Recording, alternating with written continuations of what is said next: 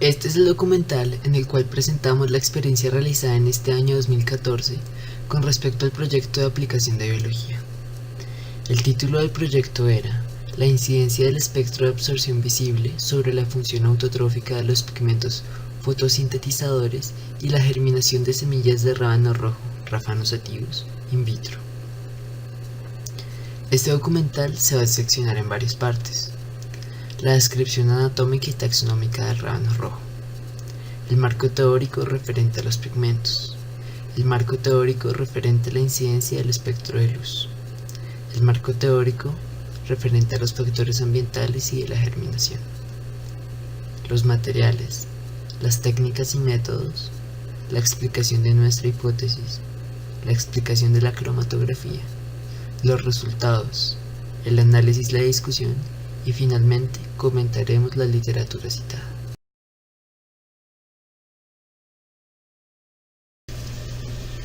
Raphanus sativus, el rábano rojo, es una planta de la familia Brassicaceae, que se cultiva por sus raíces comestibles. Es una planta anual o bienal. Tiene un tallo de 20 a 100 centímetros, erecto y poco ramificado. Sus hojas basales pueden alcanzar hasta 30 centímetros. Posee básicamente dos formas características, dependiendo de su variedad: redondo, con 2 o 3 centímetros de diámetro, o alargado, de 10 a 15 centímetros de longitud. Esa fue la descripción anatómica del Raphanus sativus. En cuanto a la clasificación científica, la descripción taxonómica, el Raphanus sativus se puede clasificar en el reino Plantae, la división Magnoliophyta, clase Magnoliopsida, orden Brassicales, familia Brassicaceae, género Raphanus y la especie Sativus. En la imagen de la derecha podemos observar la ilustración correspondiente del rábano rojo en el Atlas des Plantes de France, que es una ilustración que se hizo en 1891.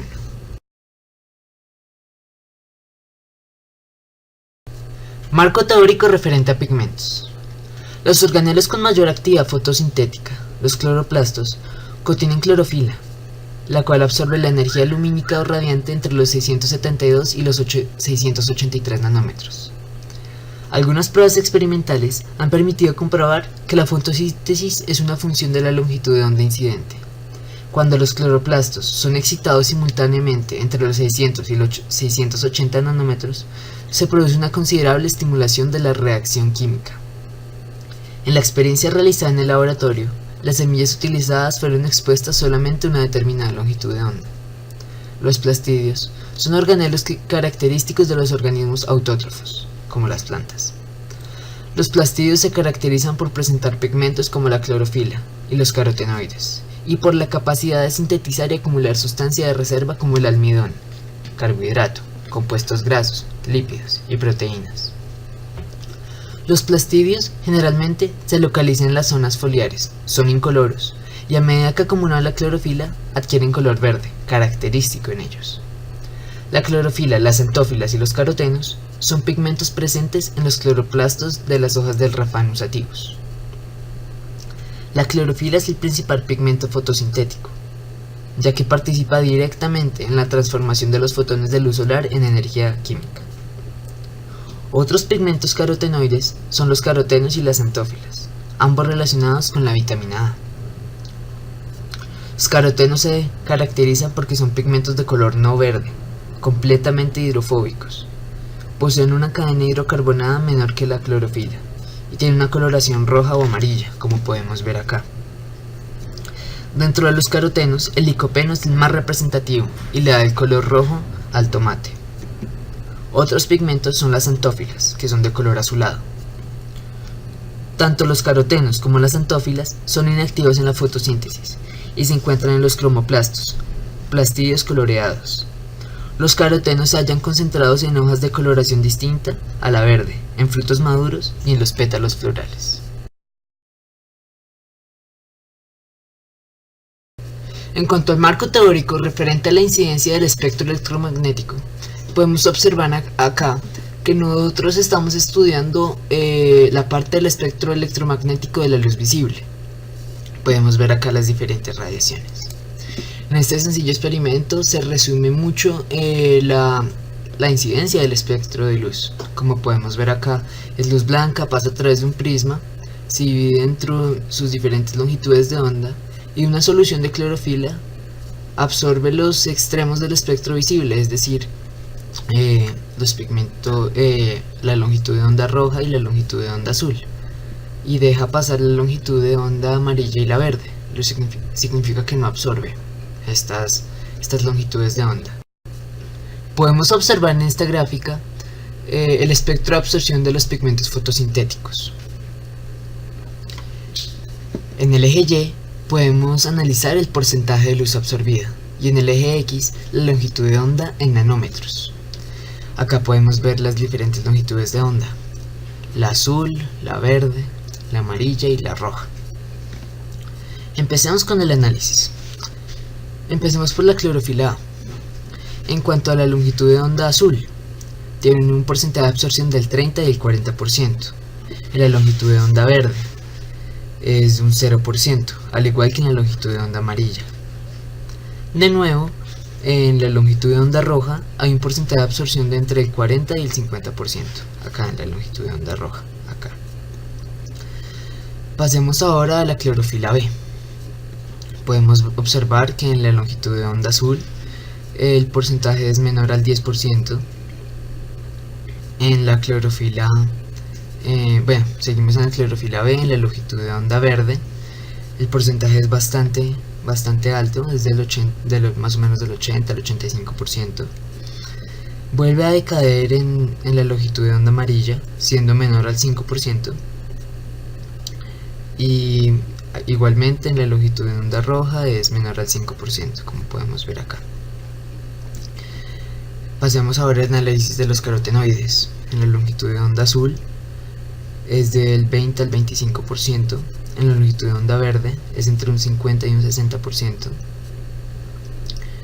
en la longitud de onda amarilla es menos del 5%, y en la longitud de onda roja ni siquiera está presente, o sea, es un 0%. También podemos mirar que uno puede estudiar, y de hecho nosotros estudiamos la luz blanca, es toda la luz visible, todas las longitudes de onda, y podemos decir que acá el porcentaje va a ser variado, ya que las hojas de rábano rojo estarían expuestas a todas las longitudes de onda. Otra variable que nosotros estudiamos y que más tarde será comentada en la hipótesis es la oscuridad, la ausencia de luz, y vamos a poder ver que nos vamos a ver afectados, ya que no vamos a poder estimular ni la clorofila B, ni la clorofila A, ni los carotenoides.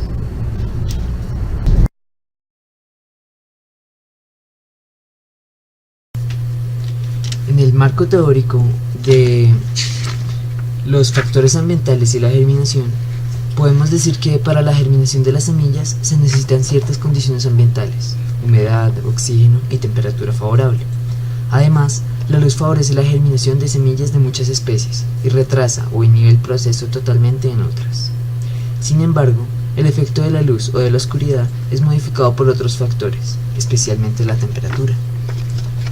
Las semillas de la mayoría de las plantas contienen poca cantidad de agua cuando están maduras y no germinan hasta que han bebido agua suficiente. La semilla se hincha y, si está presionada, ejerce una presión considerable. Algunas semillas, especialmente la de las hierbas enterradas en el suelo, permanecen quiescentes durante varios años, en condiciones desfavorables de crecimiento. Un ejemplo de estas semillas son el rábano rojo, el cual estamos estudiando nosotros. Cuando la labranza las saca a la superficie, germinan gracias a la mejor aeración y a las mejores condiciones. También podemos hablar de la temperatura y podemos decir que para la mayoría de las plantas la temperatura óptima oscila entre los 20 grados Celsius y los 30 grados Celsius, pero algunas semillas, como los chícharos, la lechuga, la cebada, el trigo y nuestro rábano, germinan fácilmente a los 10. Buenos días, mi nombre es Antonia Sanín y les voy a contar qué instrumentos utilizamos para el proyecto de biología 2014. Semillas de rábano, estuche de disección, bomba y pipeta, bomba de succión, un beaker y una caja de PET. Esto lo utilizamos contar la cantidad de mililitros de agua que en el proceso las semillas iban tomando, y para el conteo de cada clase, de la cantidad de semillas que germinaron, que desarrollaron plúmula o radícula.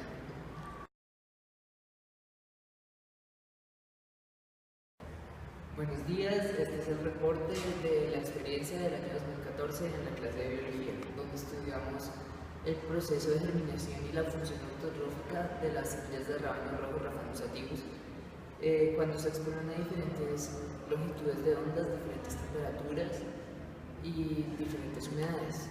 Tuvimos dos variantes control en cuanto a humedad. Analizamos las temperaturas en cada cubículo de esta cámara de fotosíntesis. ¿Qué es esta cámara de fotosíntesis? Son 6 cubículos con diferentes longitudes de onda para analizar cómo reaccionan las semillas de rábano rojo al momento de germinar con cada longitud. Podemos ver acá el color verde, el color rojo, el color azul, que tienes bombillos de cada color, la oscuridad, la luz blanca, ¿sí? Y la luz amarilla. Nosotros nos tocó la luz amarilla y estudiamos todo el proceso de la germinación de la luz amarilla.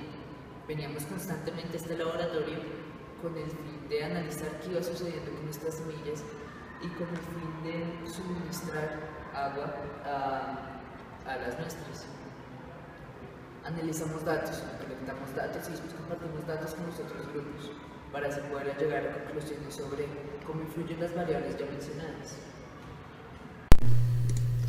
Bueno, acá podemos observar que en los días siguientes, después de colocar las semillas en los medios, analizaron los procesos de germinación y la realización de las funciones autotróficas de las semillas que nosotros colocamos. Pudimos ver en las imágenes cuando dispusimos las semillas en los diferentes medios y vimos el proceso del conteo utilizando los materiales que habíamos descrito anteriormente, como el estuche de disección, y contábamos cuántas semillas habían reventado, ¿sí?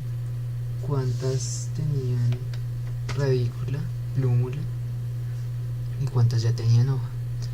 También, como pueden ver, pudimos analizar la temperatura mediante termómetros de altas y bajas en cada uno de los cubículos, y otro en la temperatura ambiental, para así poder recolectar los datos referentes a las temperaturas de las cuales estuvieron expuestas las semillas y poder analizar esta otra variable. Como comentario adicional, puedo decir que después del primer control se le suministró 15 mililitros de agua a los 6 medios presentes en la cámara de fotosíntesis, y a las variantes control 10 y 20 mililitros de agua, ya que evidenciamos que las semillas en un principio necesitaron de abundante agua para germinar y que el consumo de agua en los diferentes medios variaba y había aumentado. Entonces consideramos esto necesario.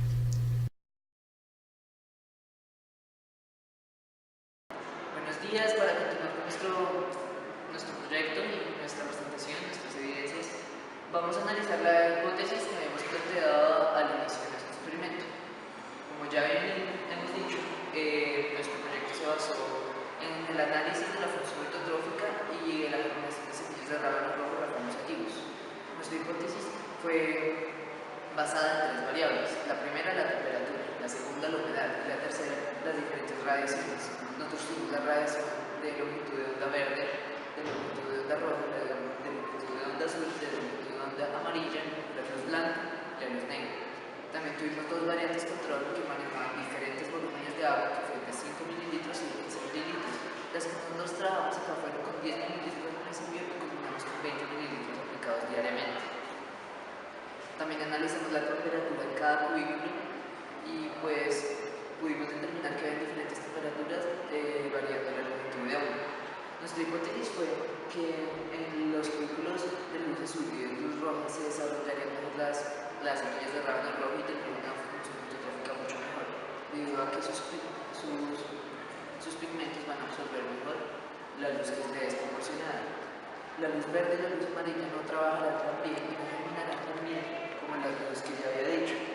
La luz negra, la oscuridad, no se van a desarrollar bien las plantas, ya que no pueden desarrollar su función autotrófica de una manera y se suponía que la luz blanca sería el medio en el cual mejor se desarrollarían las plantas. En cuanto a la humedad, podemos decir que la mayor humedad, que era la de 15 mililitros, puede generar muy buenos resultados, aunque nosotros pensamos que los 10 mililitros era una medida media y se podía hacer de una manera excelente. En cuanto a la temperatura, las temperaturas medias son ideales, ya que proporcionan unas condiciones, ya viene dicho, ideales.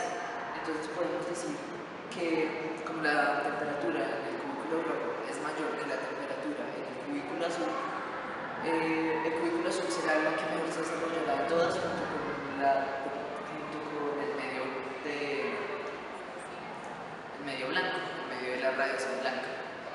También podemos decir que como nuestras variantes control en cuanto a humedad están en medios normales, están expuestas a la luz normal, puede desarrollarse de una manera ideal y van a mostrar muy buenos resultados. Esa es nuestra hipótesis. Podemos observar en estas imágenes el método de separación de sustancias de pigmentos vegetales por cromatografía sobre papel. La cromatografía sirve para separar los componentes. Es un método de separación de mezclas y sustancias teniendo en cuenta que los dos tipos de clorofila, los carotenos y las actofilas, presentan un grado diferente de solubilidad y que esto permite su separación cuando una solución asciende por capilaridad por una tira de papel poroso, como el papel de filtro. Podemos determinar la presencia de dichos pigmentos en las hojas de rábano que analizamos. Después de unas 15 horas aproximadamente, se van situando a lo largo del papel de filtro los distintos pigmentos, en forma de bandas coloreadas. Tanto más desplazadas cuanto más solubles sean los pigmentos a que pertenecen y tanto más anchas cuanto mayor sea la abundancia de estos en la mezcla. Los materiales que utilizamos fueron un mortero, arena de cuarzo, papel de filtro, embudo de vidrio, una caja de Petri, un matraz, un embudo de papel, hojas de rábano y alcohol etílico. Se utiliza el alcohol etílico porque es una sustancia muy volátil que permite la separación de sustancias. Como ya lo habíamos comentado, la cromatografía es un proceso en el cual se tiene en cuenta las velocidades de absorción de las sustancias. Se desplazan más rápido las que llegan más lejos, ya que en el mismo tiempo recorren mayores distancias. Primero, colocamos en un mortero unos trozos de hojas lavadas junto con 50 o 60 centímetros cúbicos de alcohol etílico y una pequeña cucharada de arena. Trituramos sin golpear hasta que el líquido adquiera una coloración verde intensa. Después filtramos el resultado de la maceración en un embudo de vidrio con un embudo realizando con papel de filtro como podemos observar en la imagen y obtuvimos la solución en alcohol de los pigmentos en el matraz. La solución que obtuvimos la vertimos sobre una caja de Petri y colocamos en un papel de filtro recortado en un semicírculo sobre la solución. Esperamos 15 horas para que los pigmentos se volatizaran y se secaran y después retiramos el papel de filtro de la caja de Petri con el fin de analizar qué tipo de pigmentos tenían las hojas y en qué proporción se encontraban dichos pigmentos. Estos fueron los resultados que obtuvimos después de realizar la cromatografía cualitativa sobre papel de las hojas de rábano rojo. Podemos observar que las hojas de rábano de los grupos tenían todos los pigmentos presentes en los cloroplastos, pero que cada hoja contenía una diferente proporción de dichos pigmentos. Pasadas unas 15 horas, pudimos observar que el papel de filtro estaba totalmente difuminado después de la cromatografía, como podemos observar acá. Acá está el papel difuminado. Los carotenos fueron los pigmentos que más rápido se absorbieron en el papel de filtro, ya que fueron los pigmentos que recorrieron la mayor distancia en el mismo tiempo. Estos fueron seguidos de las xantófilas, la clorofila beta y la clorofila alfa. Como ya lo hemos explicado en el marco teórico, los carotenos tienen una coloración roja o amarilla, la cual podemos observar en la parte superior de las cromatografías, como podemos ver acá. También. En la parte inferior podemos observar los dos tipos de clorofila, clorofila alfa y clorofila beta, teniendo diferentes tonos de verde, un tono más oscuro y un tono más claro, y diferentes anchos en las bandas coloreadas, dependiendo de la hoja que estuviéramos analizando. Entre más oscuro sea el tono de verde, más clorofila tenía el extracto. Por ejemplo, en esta cromatografía del grupo séptimo C, el grupo 2 de séptimo C, podemos observar que hay distintos tipos y variantes de carotenos y xantófilas, ya que cada fracción de color representa un tipo de xantófila o caroteno específico. Como podemos ver, está bien fragmentado. Estas hojas eran de color amarillo. También tuvimos la posibilidad de comparar las cromatografías de unas hojas con coloración amarillenta, el grupo 4 de séptimo D, es el que estamos viendo acá, y otras con coloración verde, que es el grupo 3 del mismo curso de séptimo D, y comprobamos la abundante presencia de xantófilas y carotenos en las hojas de color amarillo. Como podemos ver, toda la cromatografía, todo el papel filtro está coloreado, y hay una gran absorción de carotenos y de xantófilas, como podemos ver. En comparación con las hojas de color verde oscuro, esta parte puede decir que prácticamente está blanca, y ambos pasaron 15 horas al mismo tiempo. Por lo tanto, podemos decir que las hojas de color amarillo tienen muchos más carotenos y muchos más xantófilas que las hojas de color verde oscuro. También pudimos comprobar que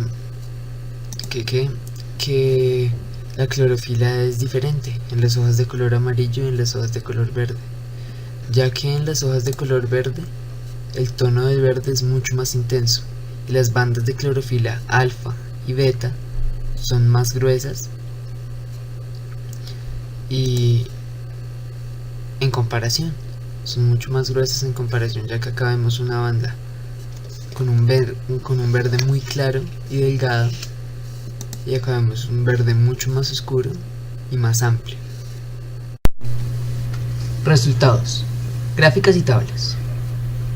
Podemos observar en estas gráficas los desarrollos de los diferentes medios de cultivo basados en nuestra primera variable, la longitud de onda, a la cual estaban expuestas las semillas. En estas 5 gráficas se muestran los desarrollos de cada medio, en cada uno de los 5 controles que realizamos. Posteriormente, podemos observar estas 5 gráficas plasmadas en esta tabla y en otra gráfica, que resume los desarrollos de los 6 medios en los 5 controles. En esta gráfica podemos ver el estudio del desarrollo de la germinación de las semillas de Raphanus sativus por las longitudes de onda distintas durante los 5 controles que realizamos.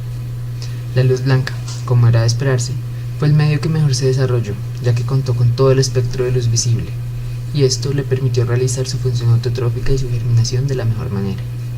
Con base en los resultados obtenidos, podemos concluir que las radiaciones rojas y azules dentro del espectro de la luz visible estimulan más eficazmente el proceso de la germinación, ya que estas longitudes de onda son absorbidas de mejor manera por los pigmentos fotosintetizadores, en especial la clorofila alfa. La clorofila alfa es el pigmento fotosintetizador con mayor incidencia en la fotosíntesis. El desarrollo de las semillas expuestas a luz roja fue efectiva en gran cantidad durante el primer control. En el segundo control ya empezaban a presentar radícula y continuaron avanzando rápidamente. Presentaron hojas verdes en el tercer control con un proceso bastante desarrollado. En el cuarto control observamos que las hojas ya habían empezado a tomar una coloración bastante verde, y finalmente en el quinto control concluimos que las hojas tuvieron una buena e intensa coloración verde, pero con un tamaño relativamente pequeño. El desarrollo de las semillas expuestas a la luz azul fue efectivo en gran cantidad durante el primer control. Las semillas empezaron a presentar radícula en el segundo control junto con unas hojas blancas. Avanzaron satisfactoriamente y empezaron a presentar una coloración verde en el tercer control. Desarrollaron grandes frondes con una muy buena coloración en el cuarto control y mantuvieron las mismas características en el quinto control. El desarrollo de las semillas expuestas a la luz amarilla fue poco efectivo durante el primer control. Tuvo un avance lento durante el segundo control, no avanzó tanto en el tercer control, y en el cuarto y quinto control se empezaron a deshidratar y secar las hojas. Continuando con el análisis del desarrollo de las semillas expuestas a diferentes longitudes de onda, analizamos ahora las semillas que desarrollaron en la oscuridad total, y las cuales sorpresivamente tuvieron un mejor desarrollo que las semillas expuestas a la longitud de onda verde. En el primer control, las semillas mantuvieron bastante humedad, pero apenas empezaban a germinar. En el segundo, mantuvieron la humedad, empezaron a presentar radícula y algunas pocas hojas incoloras, como era de esperarse. En el tercero, las hojas permanecieron incoloras y el proceso de germinación comenzó a detenerse. Durante el cuarto control, el proceso de germinación no avanzó significativamente, pero las hojas retuvieron la humedad y empezaron a tornarse ligeramente verdes. Por último, en el quinto control, no avanzó la germinación, Finalizando con el análisis de esta gráfica, comentemos el desarrollo que tuvieron las semillas expuestas a la longitud de onda verde. En el primer control pudimos observar que fue el medio cuyo proceso fue menos desarrollado. Tuvieron un proceso muy lento y mantuvieron la humedad durante el segundo control. Prácticamente se detuvo su proceso en el tercero, se estancó durante el cuarto control y se detuvo totalmente el proceso en el quinto control. Para continuar con la presentación de los resultados y el análisis de los mismos, observemos los resultados que hacen referencia a nuestra segunda variable, la temperatura. Observamos que el desarrollo de las semillas en la temperatura 1, la incubadora, fue más efectivo que el desarrollo de las semillas expuestas a la temperatura 2, el medio ambiente. También observamos que en esta gráfica la fluctuación de las temperaturas de ambos medios control. La temperatura promedio de la incubadora fue de 19,4 grados Celsius y la temperatura promedio ambiental fue de 13,8 grados Celsius. Observamos también las temperaturas en cada medio de cultivo, o sea, las longitudes de onda, e intentamos establecer una relación entre el proceso germinativo y las temperaturas de cada cubículo, pero como pueden observar, no hay una relación muy evidente que demuestre que la temperatura incide más en la germinación que la longitud de onda. Pero sí podemos afirmar que una temperatura cálida, pero no sofocante, ayuda bastante bien al proceso. Podemos observar también en esta gráfica de barras las temperaturas promedio de cada medio de cultivo expuesto a una longitud de onda diferente en los cubículos de la cámara fotosintética. Las temperaturas promedio fueron las siguientes: 12 grados Celsius en la oscuridad total, 19 grados Celsius en la luz verde, 21 grados Celsius en la luz azul, 25 en la luz amarilla, 26 en la luz blanca y por último 28 grados Celsius en la luz roja. Para culminar con la presentación y la interpretación gráfica de las variables, prosigamos con el análisis de la tercera y última variable, la humedad de los medios de cultivo. En la primera gráfica de esta sección, observamos el estudio de las variantes control de humedad con sísmico 20 mililitros. Podemos concluir que una mayor humedad ayuda significativamente al proceso de la germinación y de la fotosíntesis en las semillas de rábano rojo, con tal de que no se exceda y ahogue a las semillas. En las siguientes dos gráficas podemos observar la relación de la temperatura con el consumo de agua en las dos variantes control de temperatura, y podemos concluir que a mayor temperatura, mayor será el consumo de agua de las semillas, ya que se deshidratan con mayor facilidad y el agua puede que se evapore más rápidamente. Por último, en la última gráfica, podemos observar los mililitros consumidos por minuto en las variantes control de temperatura, y podemos concluir que durante el primer y el segundo control el consumo de agua por minuto incrementa regularmente en ambas temperaturas, ya que es aquí cuando ocurre la germinación y el consumo de agua va aumentando a la par con la cantidad de semillas germinadas en cada medio. Después de estos controles, podemos observar que ya no hay un patrón regular con respecto al consumo de agua por minuto en las temperaturas, ya que la germinación ya ha ocurrido y el consumo de agua empieza a depender de otras variables.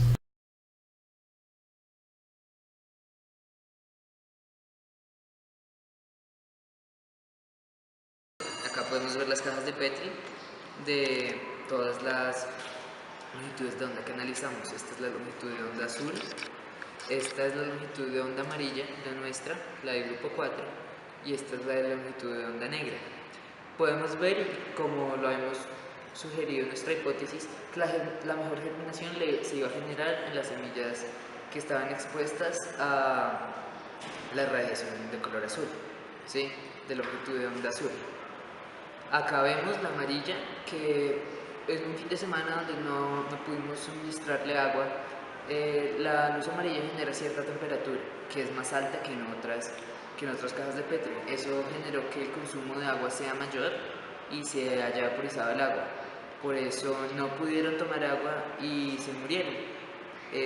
Iban teniendo un muy buen desarrollo, pero lastimosamente no pudieron culminar bien.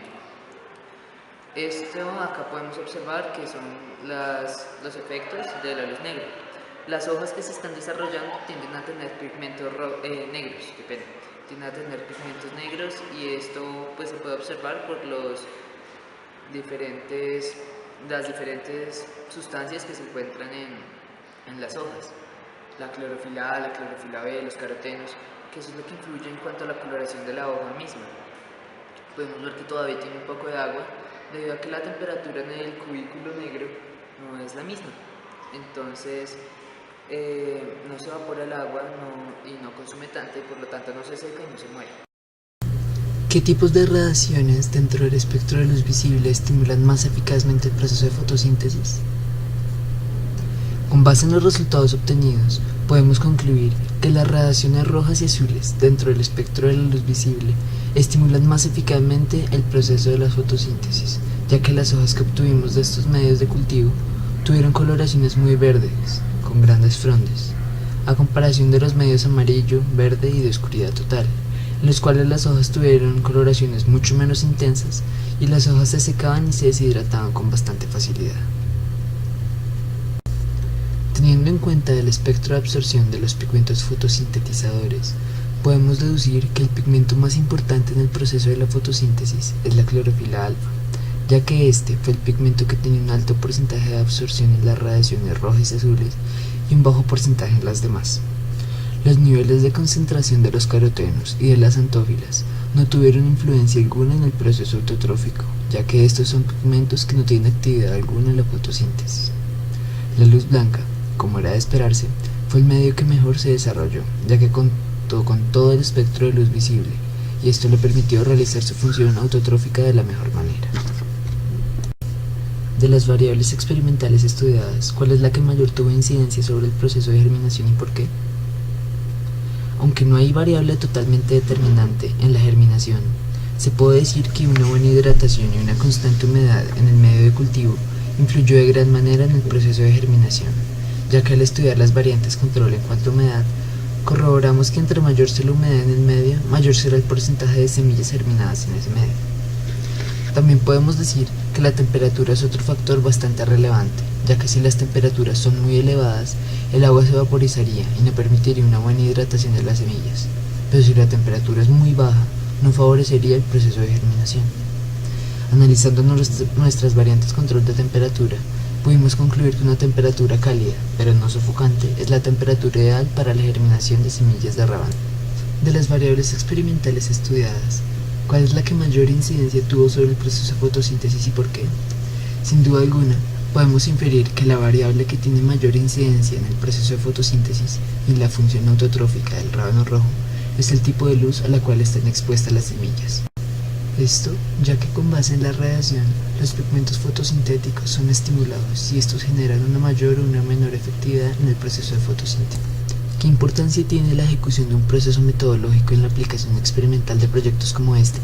La ejecución de un proceso metodológico en la aplicación experimental de proyectos como este tiene una trascendental importancia, ya que se necesita, primero, de rigurosidad en el registro sistemático, lo cual es obtenido mediante el diseño efectivo e útil de las tablas de registro de datos. Segundo, contar con un buen diseño experimental, basado en los conceptos estudiados en el aula de clase. Tercero, aplicar de manera fácil, pero óptima y concreta, diferentes técnicas en el laboratorio, como las cromatografías, o el llevar un registro de la germinación de semillas en una cámara de fotosíntesis, previamente elaborada, con el propósito de poder estudiar de manera sencilla la germinación y la fotosíntesis en las plantas. Y por último, un objeto de estudio, en nuestro caso el rábano rojo, que sea versátil y que pueda ser estudiado en un corto tiempo, pero con el que se pueda obtener resultados concretos que permitan plantear conclusiones y realizar diversos tipos de análisis.